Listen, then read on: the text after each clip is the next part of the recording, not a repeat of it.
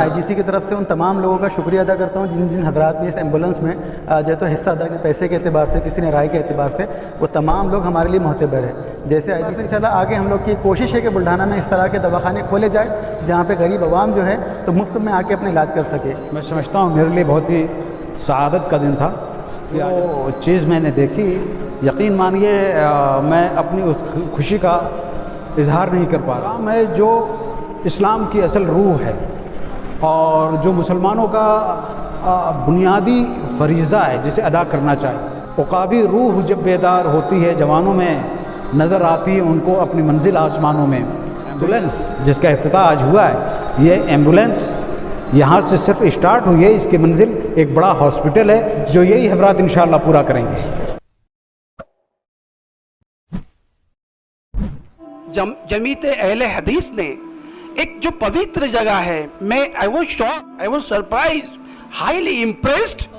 मेरे 30 साल में साहब पहली बार मैं देख रहा हूँ और मैं चाहता हूँ ये संदेश हर जगह जाओ। जिसको तालीम लेने के लिए कुछ पैसों की या किसी चीज़ की ज़रूरत होती है तो वो यहाँ से दी जाती है। बुल्ढाना सिविल हॉस्पिटल की हिस्ट्री में पहली मर्तबा बच्चों की तरफ से, छोटे छोटे मासूम बच्चों की तरफ से फल बांटे गए। बच्चों में ये जज्बा कि अभी से अपन ने मदद करनी चाहिए, ये एक बहुत अच्छी बात है। जज्बा बच्चों में जागरूक होता है, अभी से उनमें ये जज्बा ईमानदारी का और किसी की मदद करने का पैदा कराया जा रहा है इस्लामिक गाइडेंस सेंटर की तरफ से। इस्लाम ने पूरे कायनात को शांति का संदेश दिया है और मैं चाहता हूँ ये संदेश हर जगह जाए।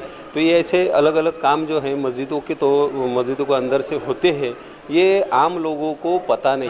एक्टिविटी इसलिए रखी गई है कि यही बच्चे बड़े होकर कोई आईएएस ऑफिसर बनने वाला है, कोई कमिश्नर बनने वाला है और कोई एक्सपेक्टेड आरएमओ बनने वाले हैं। तो हम लोग ये चाहते हैं कि ये बच्चों के जहन में अभी से ये बात डाली जाए कि ये इंसानियत से मोहब्बत करे। आखिर ये सोच हमारे अंदर कैसे आई?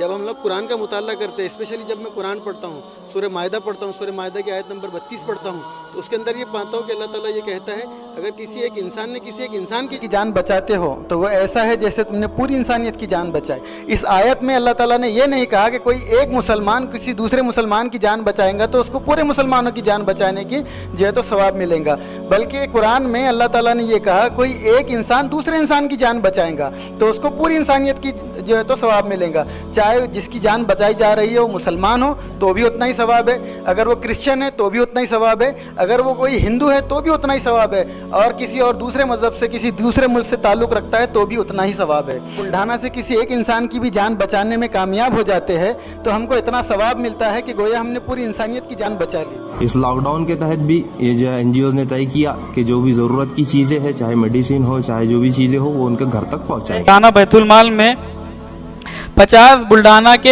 ऐसे घर हैं जो बेइंतहा गरीब है।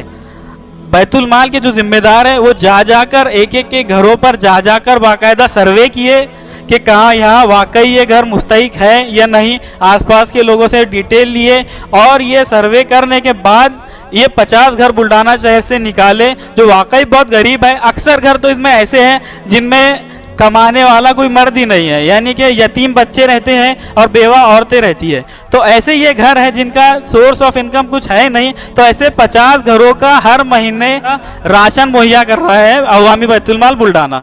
और आईजीसी की तरफ से आप तमाम लोगों का शुक्रिया अदा करता हूँ कि आप इतने बिजी शेड्यूल में इतना आपका कीमती वक्त आपने हमारे साथ में गुजारा।